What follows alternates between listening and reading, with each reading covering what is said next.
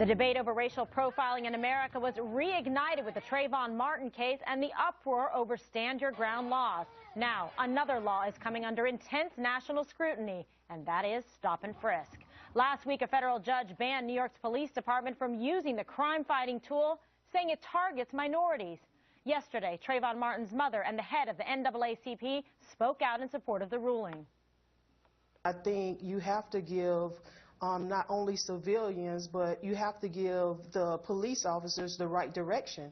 You can't give people the authority, whether it's civilian or police officers, the right to just stop somebody because of the color of their skin. Just because there are more murders in our community doesn't mean that you can treat all of us like we are guilty. NYPD Commissioner Ray Kelly argues, however, that it's minorities who are in danger without stop and frisk. The losers in this, if this case is allowed to stand, are people who live in minority communities. 97% of the shooting victims in New York City last year were people of color, black or Latino. Kelly also issued a warning yesterday for why the rest of America should care. This happens throughout America. In any police jurisdiction, you have to do it. Officers have to have the right of inquiry if they see some suspicious behavior. And this case has to be appealed, in my judgment, because it will be taken as a template and have significant impact in policing throughout America.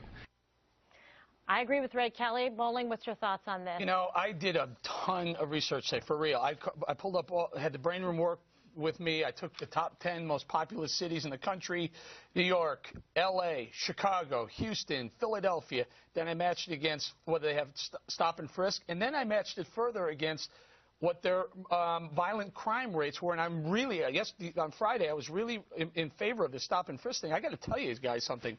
Some of the cities with the highest violent crime rates have stop and frisk. So I went a step further and I took the top cities, the most dangerous cities: Flint, Michigan, Detroit, Oakland, St. Louis, Memphis, Stockton.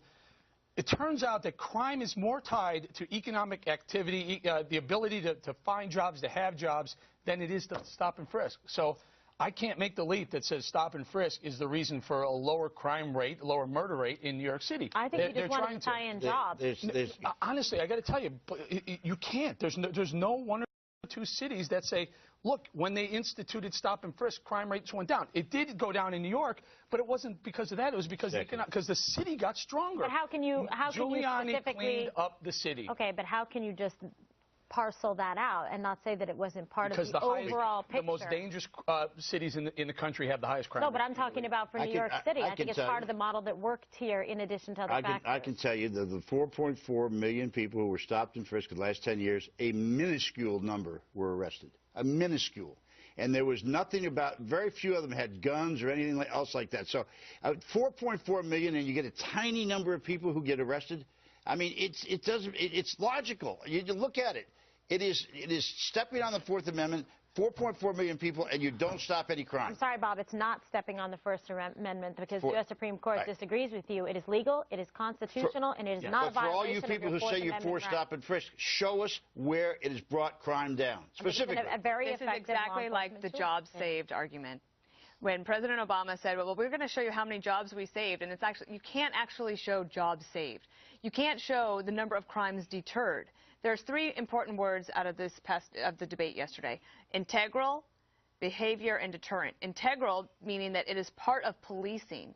Behavior meaning that it's not a racial profiling, it is behavior. And then also the third thing is deterrent. I got to say, I lived in Washington, D.C. compared to New York City. Bob, I would much rather be in New York City. It's a much safer place than D.C. What is integral? Integral? Is that like integrity? Are you kidding me? No, I don't know what it is. Integral meaning it's like when baked in the cake, you have to have it. I didn't know. Remind me not to partner with you in Scrabble. Woo.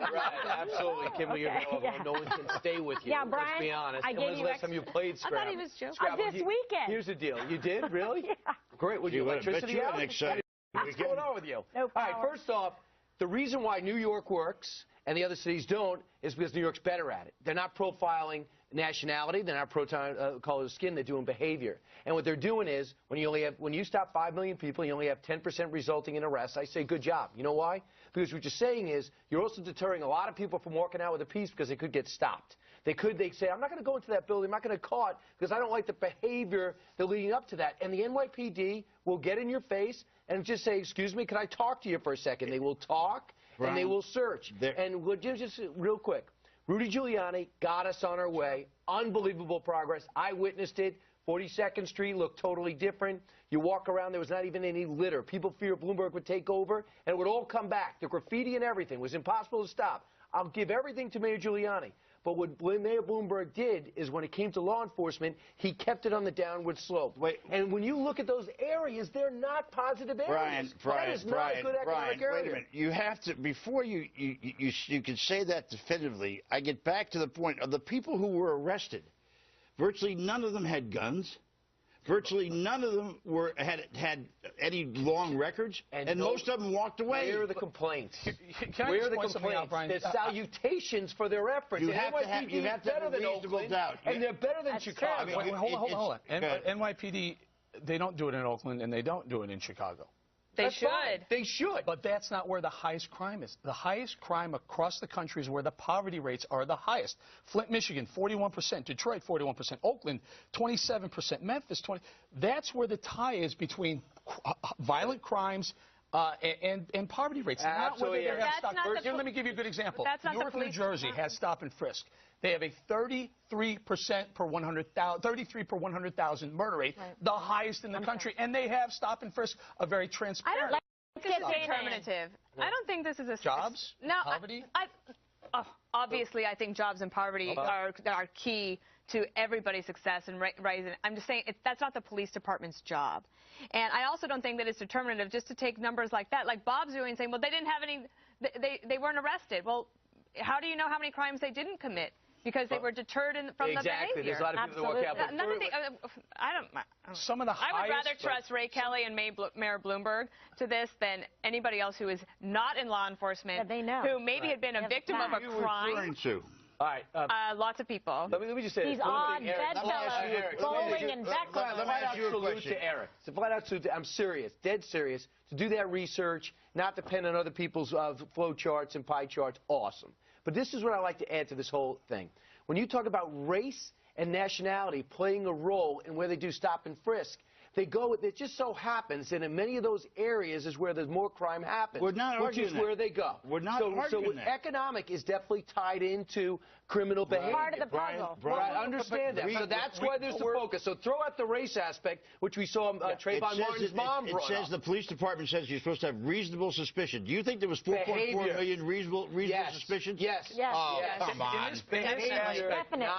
In this aspect, I'm going to differ with Bob. I do think it's constitutional. I don't think the police are doing anything wrong by doing it. I'm simply saying when you look for causal effects, the reasons behind murder rates, violent crime rates, rapes, etc., it's more tied to economic availability, the ability to find and make work, than it is stop